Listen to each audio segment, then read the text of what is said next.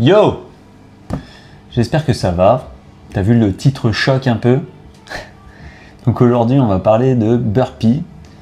Le burpee, c'est un des mouvements qui est le plus critiqué en CrossFit, qui est peut-être un des mouvements aussi les moins appréciés. C'est pas cool. Quoi, c'est pas cool? L'alcool, c'est pas cool? Oui. C'est pas cool, c'est ça que tu dis? Bah, L'alcool, c'est pas cool? oui, c'est pas cool. Pourtant, c'est un mouvement qu'on retrouve très souvent dans les WOD, dans les entraînements, dans les compétitions et aussi en Aerox avec notamment le burpee broad jump. Et donc, on va essayer de voir pourquoi est-ce que le burpee peut être finalement un mouvement assez cool et un mouvement assez intelligent dans la façon de le gérer dans son entraînement.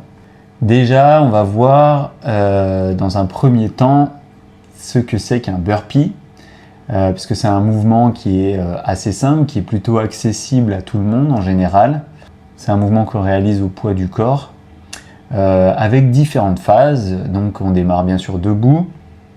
Ensuite on a une phase de descente, on va poser les mains au sol, reculer les pieds, toucher la poitrine au sol, faire un mouvement de push-up pour remonter, ramener ses pieds près de ses mains, se redresser en faisant une extension complète et effectuer un saut. Et dans les standards CrossFit, on va toucher les mains derrière la tête et retomber et répéter ça puisque c'est un mouvement qui est cyclique, c'est un mouvement qui est cardio. Donc on va répéter un certain nombre de fois. En général, c'est un grand nombre de répétitions.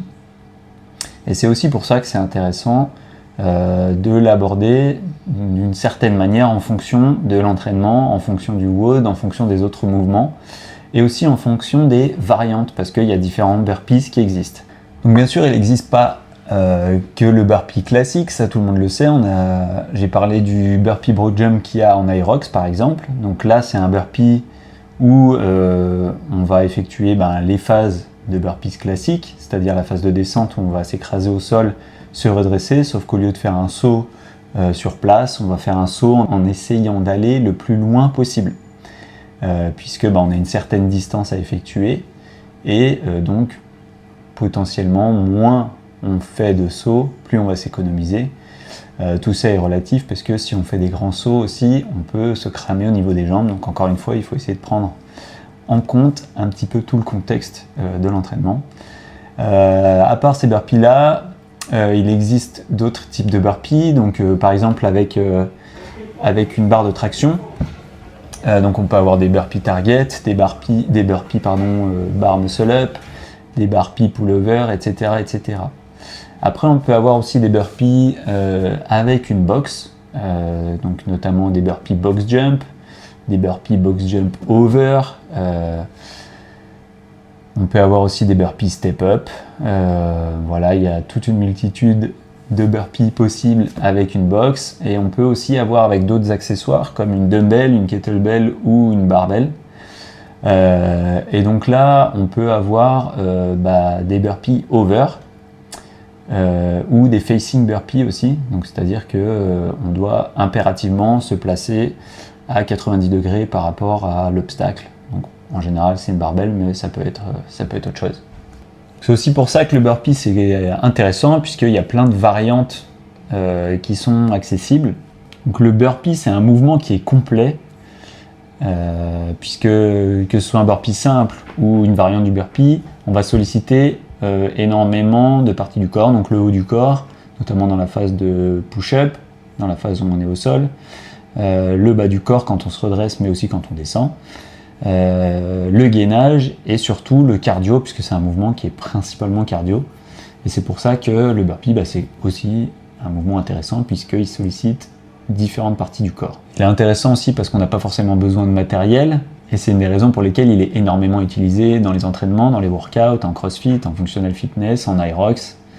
Donc voilà, on peut l'utiliser un peu à toutes les sauces. C'est un mouvement qui est simple mais pas forcément simpliste dans le sens où il faut quand même l'aborder d'une certaine façon pour être efficace. Donc justement, pour être efficace sur un burpee, on va essayer de ne pas subir le mouvement, mais plutôt de l'aborder d'une manière intelligente et d'anticiper au maximum pour faire en sorte que ce soit notre allié. Donc déjà, pouvoir faire ça, il faut essayer de voir un petit peu les bonnes pratiques. Alors encore une fois, moi je suis pas coach, je te donne mon expérience perso pour te dire un petit peu comment moi j'aborde les choses. Si t'es pas d'accord avec ça, d'ailleurs, tu peux mettre un com et puis je te répondrai. Mais comment moi je vois les choses dans le burpees, donc sur les différentes phases notamment, donc dans la phase de descente, des fois on va avoir tendance un petit peu, soit avec la fatigue, soit pour vouloir être plus efficace, dans la phase de descente, on va s'écraser un petit peu sans se gainer. C'est-à-dire qu'on va d'abord poser les genoux, puis les hanches, puis la poitrine, et se redresser de la même manière en faisant une espèce de vague pour s'économiser un petit peu. Encore une fois, des fois sous fatigue, on le fait aussi instinctivement. Donc moi, je dirais que ça, c'est pas forcément la bonne pratique. À la fois pour ton gainage, pour ton dos, etc. C'est pas forcément ce qui va être recommandé, mais aussi en termes d'efficacité. Selon moi, si tu veux être assez rapide, sur ton burpees, il vaut mieux avoir une phase de descente gainée et très rapide où tu vas un peu venir t'écraser au sol, bon bien sûr en te retenant un minimum avec les mains. Après c'est aussi plus facile à dire certainement pour un mec que pour une nana, mais essayer de faire une phase de descente assez rapide, gainée, en venant t'écraser au sol et pourquoi pas faire un espèce de rebond aussi comme tu peux avoir sur une push-up avant de te redresser. Encore une fois, ça tu peux l'adapter en fonction du workout, en fonction de ton rythme, en fonction de ton aisance aussi, mais je pense qu'il vaut mieux rester gainé et descendre assez vite.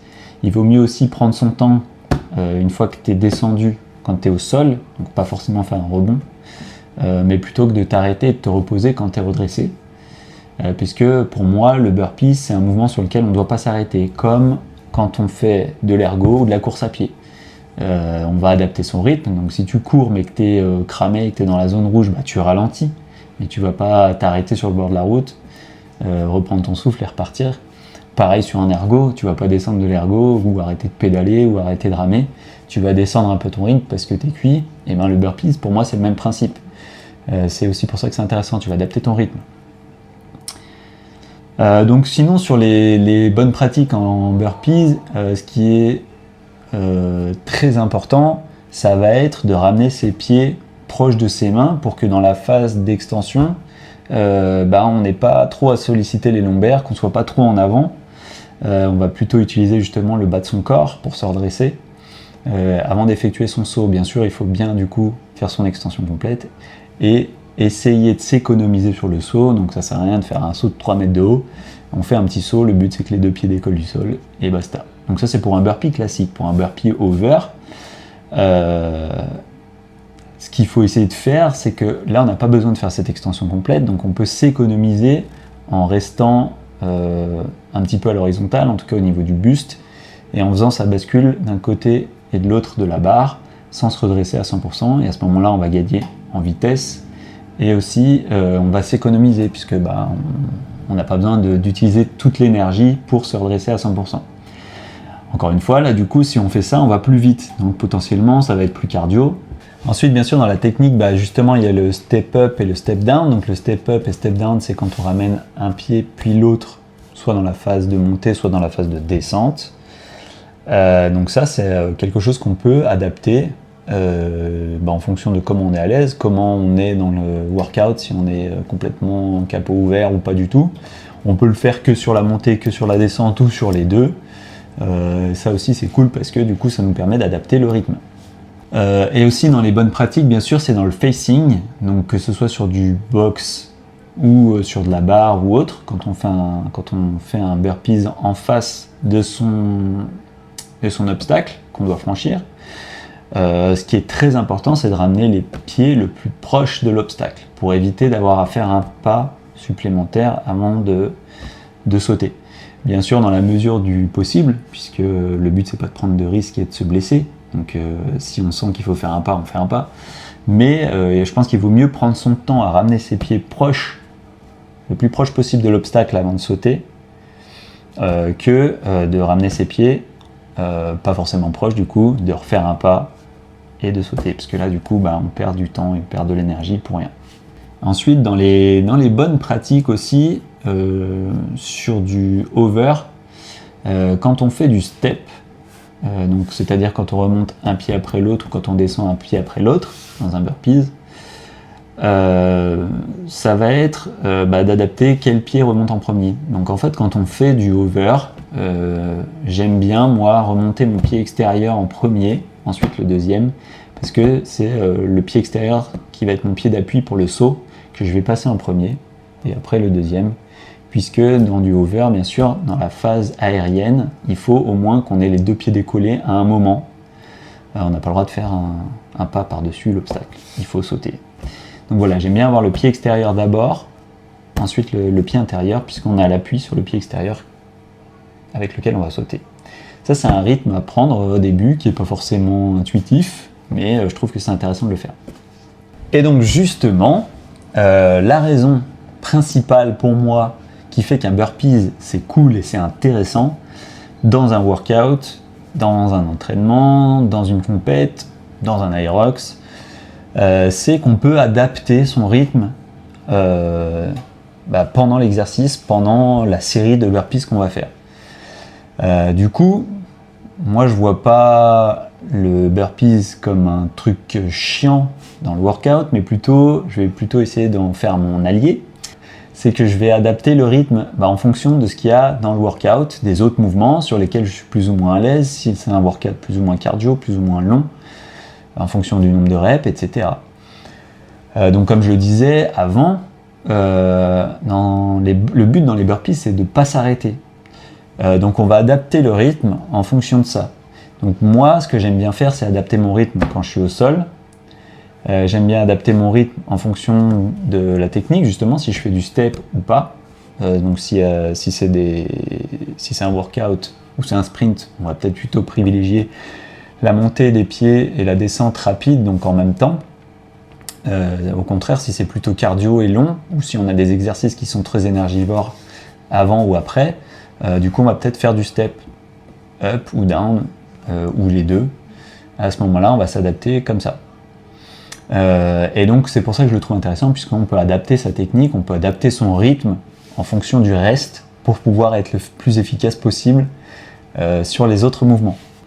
En réalité, le burpees, il va justement t'obliger à adapter ton rythme sur ton workout.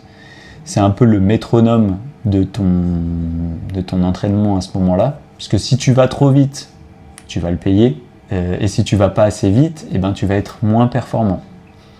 Et donc c'est pour ça que ça va te permettre de varier un petit peu, et pourquoi pas aussi mettre en place une stratégie dès le départ où tu vas pas forcément partir trop vite, donc tu peux faire même du step.